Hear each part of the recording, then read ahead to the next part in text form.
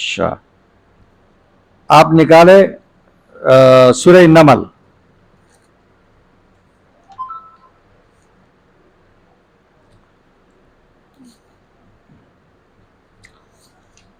سورۃ النمل میں 341 نمبر صفحہ ہے، بالکل شروع میں پہلے رکوع شروع ہوتا ہے. وَلَقَدْ آتَيْنَا داؤد وسلیمان علما. داؤد و سلیمان کو ہم نے علم دیا. علم اللہ دیتا ہے، انبیاء کو بھی علم اللہ دیتا ہے. علم اللہ تعالیٰ کا بہت بڑا فضل ہے. وَقَالَ الْحَمْدُ لِلَّهِ الَّذِي فَضَّلَنَا عَلَى كَثِيرٍ مِّنْ عِبَادِهِ الْمُؤْمِنِينَ. کسی کتاب میں نے پڑھا شاید کہ ایک بہت بڑے عالم سے کسی نے پوچھا تھا، شاید شیخ الاسلام ابن تیمیہ رحمہ اللہ تھے یا کون سے تھے، کہ آپ کے پاس اتنا بڑا علم کیسے آیا؟ اس نے کہا جب بھی مجھے علم کا کوئی مسئلہ معلوم ہوتا ہے میں اللہ کا شکر ادا کرتا ہوں تو اللہ تعالیٰ میرے علم کو اور بڑھاتے ہیں. کہ الحمدللہ الذی فضلنا علی کثیر من عبادہ المؤمنین.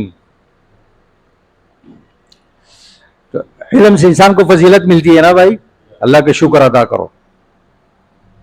وورث سلیمان داؤد وقال یا ایھا الناس علمنا منطق الطیر. ہمیں سکھائی گئی پرندوں کی بولی. سکھانے والا کون تھا؟ اللہ.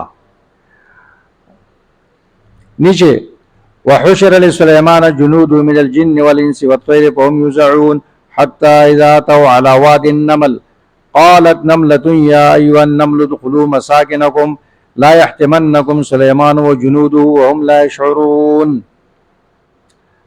اس نملہ کی بات اللہ نے کیوں ذکر کی قرآن میں؟ یہ اپنے قوم کی خیر خواہ تھی. یا ایھا النمل ادخلوا مساکنکم. قوم کی خیر خواہی اللہ کو پسند ہے نا. لیکن اس کا عقیدہ بھی یہ ہے کہ وہم لا یشعرون. سلیمان علیہ السلام ان کے اصحاب غیب نہیں جانتے، تمہیں رون ڈالیں گے نیچے. چیونٹی کا دماغ کتنا کم ہوگا. اس کے بعد آتے ہیں ہدہد کا نمبر.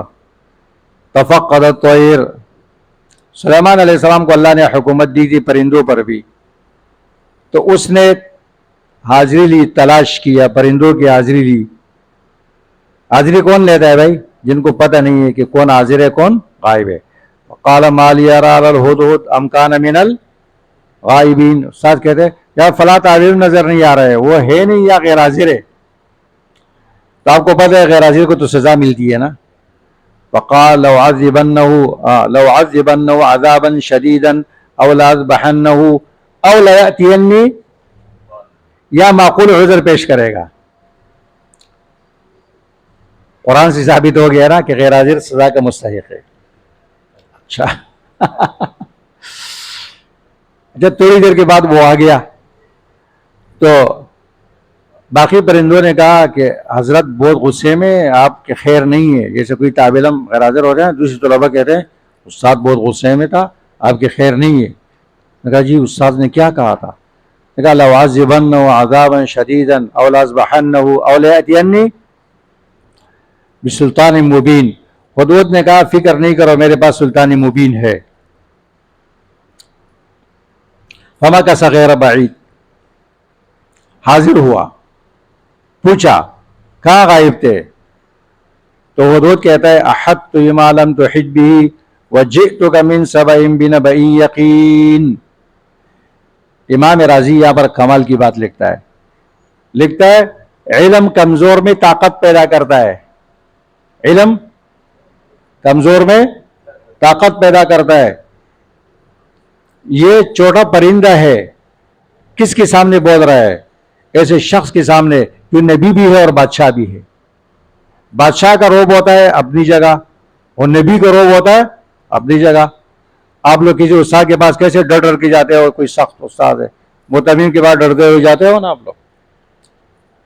اچھا